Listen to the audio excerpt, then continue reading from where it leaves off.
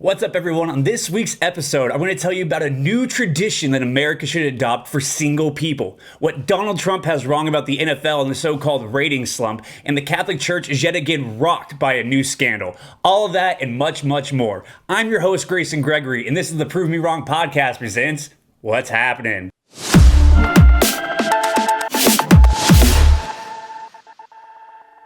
So off the top, the NFL season is set to kick off in just 3 short weeks. So I ask you, are you ready to touch football? Yeah, because I'm not. In full disclosure, I loathe the NFL. The only NFL games I watch throughout the season are those that can be seen on holidays or the Super Bowl. So I watch Thanksgiving, maybe a little bit of Christmas, and then if I have nothing else to do on Super Bowl Sunday, I'll tune into that game as well. But let's be honest. During most of these events, I'm shooting the shit with family and friends, drinking booze, and the game usually only serves the purpose of being background noise and giving me an excuse to drink booze when the sun is still up. Doses and mimosas, champagne and cocaine, how to get me through. I know the Eagles won the Super Bowl last year, but I couldn't even tell you who the starting quarterback of the Eagles was. Like I said, I loathe the NFL. With the NFL being right around the corner, of course that means we're going to be forced to start hearing from our dumb in chief about the national anthem and how the NFL ratings are plummeting. Side note, if you're a Trump supporter and you're turned off by the fact I don't like him, I hope you find solace in the fact that I also did not support Obama or Bush either. I don't put politicians on a pedestal, and I'm an equal opportunity hater around these parts. Here's what Trump said just a few weeks ago during a speech he gave in Montana. Hey, how about the NFL? Look, I don't want to cause controversy. You're right, USA is right. I don't want to cause controversy, but how about they passed this stupid thing? You don't have to do this anymore. If you don't respect the flag or if you don't like the country or whatever it is, just go into the locker room. Just go into the I think in many respects, that's worse. Isn't that worse than not standing? You know? I think that's worse. So they say, go into the locker room. So, okay, the anthem's getting ready to play. They run into the locker room. Then they come back out. You know what? It doesn't play. It doesn't play. I actually think in many ways it's worse. I heard this thing that they were so happy, the owners. This commissioner, where this guy comes from, I have no idea. They're paying him $40 million a year, and their ratings are down 20%. But you know why the ratings are down? Yes, the flag. But they're also down because people find politics. In other words, hitting Trump incorrectly, but hitting Trump, they find that to be much tougher, meaner, and more interesting than watching a football game. They actually do. And they're watching the cable networks instead of watching football. They're down 20% since this whole thing started with the flag and the anthem. Wow, so a lot to unpack there. First, he said he doesn't know where the commissioner Roger Goodell comes from. Donald? Hey, dear Donald, he's from New York. Just like you. And oh, by the way, Goodell's father was a Republican who served in both chambers of Congress. So you heard Trump say the NFL ratings are down 20%. So I did a little bit digging to go and find out, are the NFL ratings actually down? Yes, but only if you compensate for the overall decline in TV viewers due to streaming services, like Netflix, Hulu. If you do compensate for the overall decline in TV viewers, NFL ratings are actually up. Club going up on the Tuesday. Like my dad always says, Grayson, just give me the facts. So, Pops, here are the facts. NFL ratings declined 9% in 2017 and were down 8% in 2016. However, in the prized 18 to 45 demographic, the NFL declined 12% in 2017. However, all the ratings are down for all the networks across the board. From Deadspin.com, here's how some TV networks you probably watch or used to watch fared in 2017. All of these are coming from Nielsen ratings. NBC, down 19%. Fox, down 8%. What? But I thought Trump's always talking about Fox News and their ratings. Yes, them too are also down 8%. CBS down 19%. ABC down 15%. A non-political network like the Disney Channel is down 24%. So what does all this mean? By comparison to the other networks, Americans actually watched more of the NFL because of the player protests. The NFL's share of rapidly shrinking TV audience grew in 2016, and it grew by an even larger amount in 2017. As a percentage of people who are watching television, the NFL is commanding its biggest audience in the history of the league. Also, can just one reporter ask Trump on the spot in like one of those Rose Garden interviews if he can recite the entire national anthem? Because I would be willing to bet he does not know all the words. The whole debate would end tomorrow about the national anthem if just one reporter had the stones to ask Trump on the spot to be able to recite the national anthem. You might say, Grayson, what makes you think he doesn't know the national anthem? Well, you remember this little clip from last year's college football championship game?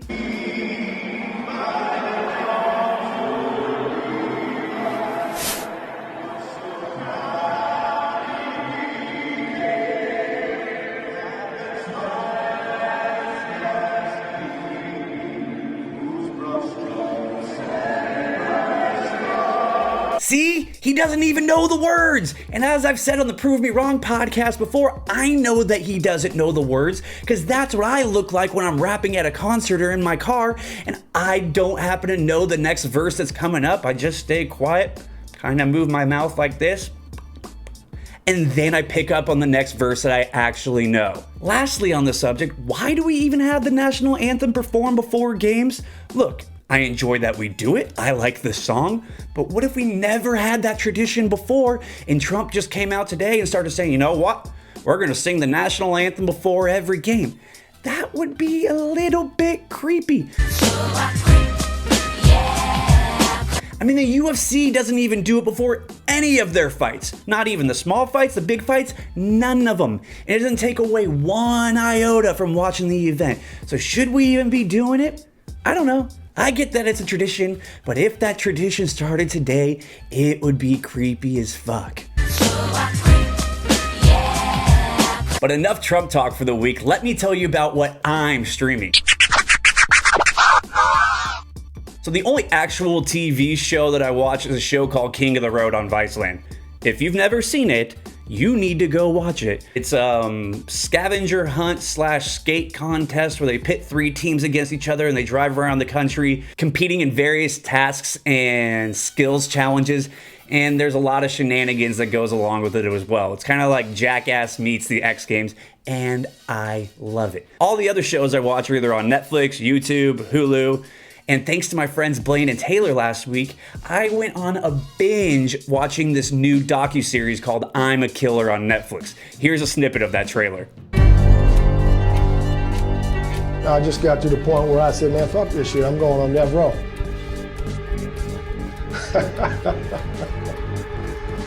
You think that's really something, don't you?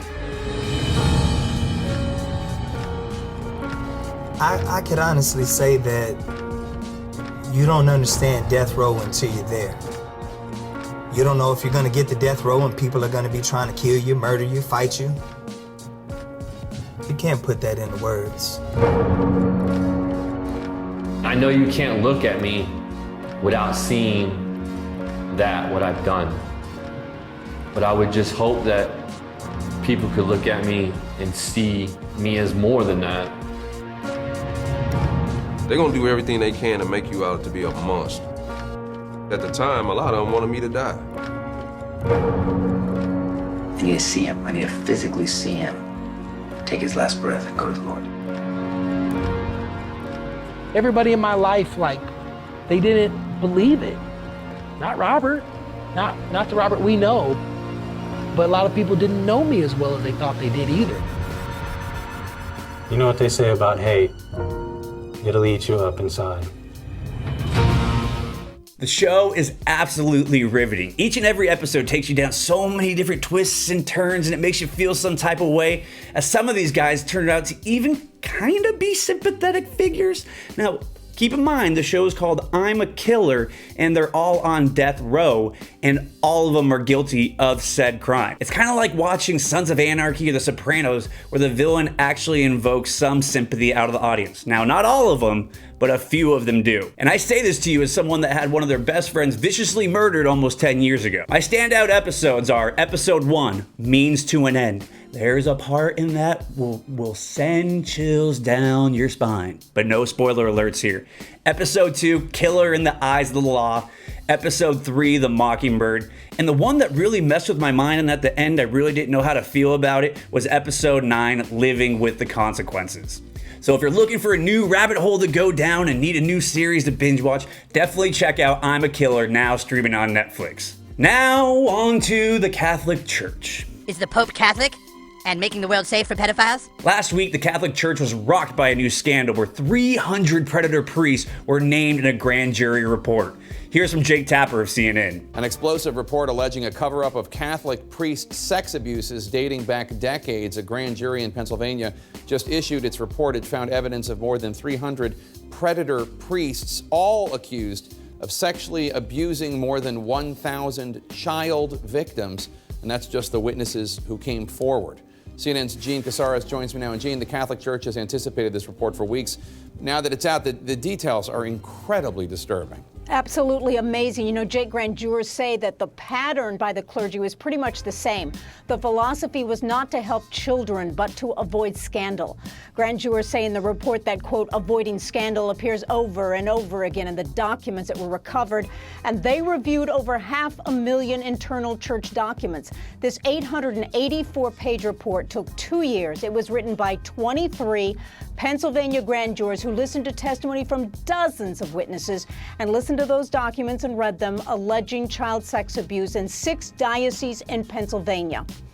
Credible allegations were found, as you say, against more than 300 priests. More than 1,000 child victims were identifiable, but it is truly believed that the numbers are in the thousands of victims. Most of the victims were boys, but girls were also victims. Some were teens, some were much younger. Some victims were manipulated with alcohol or pornography. The abuse is far too graphic to describe in detail, but here's just one example. A priest sexually assaulted a little girl as he was visiting her in the hospital after she had her tonsils out. Grand jurors found that church leaders in every part of the state preferred to protect the abusers and their institutions above all. They wanted to cover up the cover-up. They sought to do the same thing that senior church leaders in the diocese we investigated have done for decades.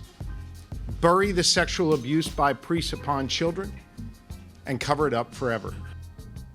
And Jake, the report also describes a priest who quit after being the subject of many child abuse complaints, but he asked for and received, according to this report, a letter of recommendation for work at Disneyland. And Gene, since so many of these cases are old and cannot be prosecuted, is anyone from the Catholic Church in Pennsylvania taking responsibility? Well, actually, the grand jury has 2 presentments, as they call them in Pennsylvania, for 2 priests that are within the statute of limitations. But the grand jurors say they want to change laws because there were victims in their 80s that remember being sexually assaulted, and that's just too long ago for these priests, if they even would be alive, to be prosecuted. All right, Gene Casares, thanks so much. Did you catch all that? We're talking about thousands of children being abused over decades. From abcnews.com, here's just a few of the examples of what these monsters were doing to children. I'm going to read here for a second. One priest tied up a victim with rope in the confessional in a praying position. When the victim refused to perform sex, the angered priest used a 7-inch crucifix to sexually assault him. One priest told a boy he was fondling that it was okay because the priest was an instrument of God. Priest told children that they would go to hell if they told anyone what would happen, and nobody would believe a lying children over a man of God's word. And those were just a few examples out of the literally thousands. If you're still a Catholic at this point, I have one simple question for you. Why? In this country, we give such a pass to this rampant abuse by the Catholic Church, and again, I ask, why? And it's not just the church. I'd say the same thing if you're still a supporter of Penn State football. Shame on you. And it's from all sides. Yesterday, all Catholic churches were able to hold Mass like nothing had ever happened. Imagine the outrage from politicians, particularly those on the right, if it had come out last week that thousands of children were being raped and molested inside Muslim mosques. Bombs would be raining down. But from CBSNews.com, here's the church apologizing yesterday. The Catholic Church has been apologizing since a grand jury report on sexual abuse in 6 Pennsylvania dioceses was released. Today is the first Sunday since then, and churches across the Northeast are holding a mass of forgiveness. DeMarco Morgan has the latest. In the name of our local church, I voice again my heartfelt sorrow and sincere apology to all survivors of clergy sexual abuse. Bishop Ronald Gaynor with the Diocese of Harrisburg now joins a list of Roman Catholic clergy praying and asking for forgiveness. This comes after a grand jury's report last week in the Commonwealth of Pennsylvania alleged rampant sex abuse affecting more than 1,000 children by 300 priests in 6 Pennsylvania dioceses over the past 7 decades. Gaynor, who is named in the report, is accused of reaching out to the Vatican to protect 2 of the priests accused of abuse. The Harrisburg Diocese has taken some responsibility for their actions, but the implications of dozens more priests in past decades has victims like Sean Doherty speaking out against the church. Fool me once, fool me twice. It's not, no, I'm not getting fooled again. I'm not... Statutes of limitation, legislative fight, that's it for me.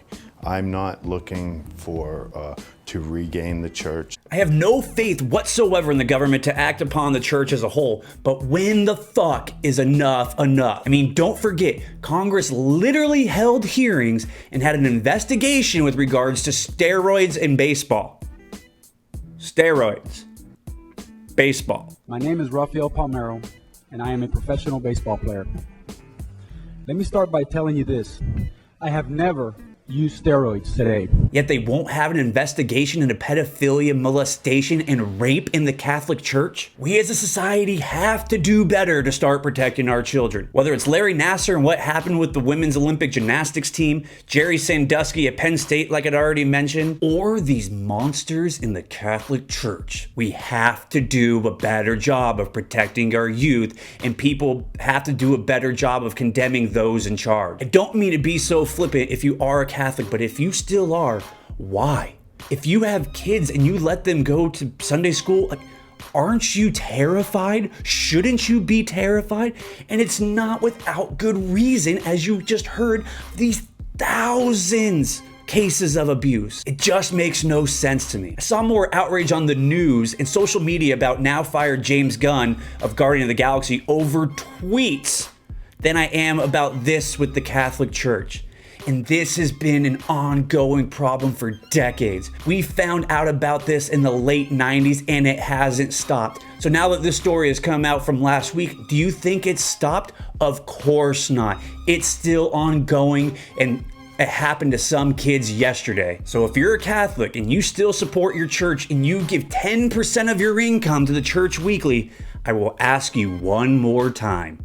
Why? Now, I didn't want to end the show on such a bad note, so quickly, I want to propose to you, there needs to be a new rite of passage, a new party, a new ceremony, if you will, for people that make it to 30 years old without ever getting married or ever having kids. I have so many weddings coming up in this next year of all my friends that have now gotten engaged and are getting married, and good for them. I'm super happy for them.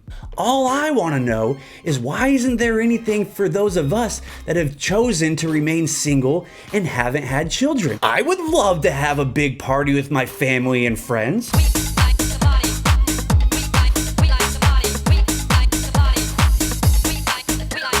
I could certainly use some new silverware, some new plates, cups. I would love to go on an exotic vacation.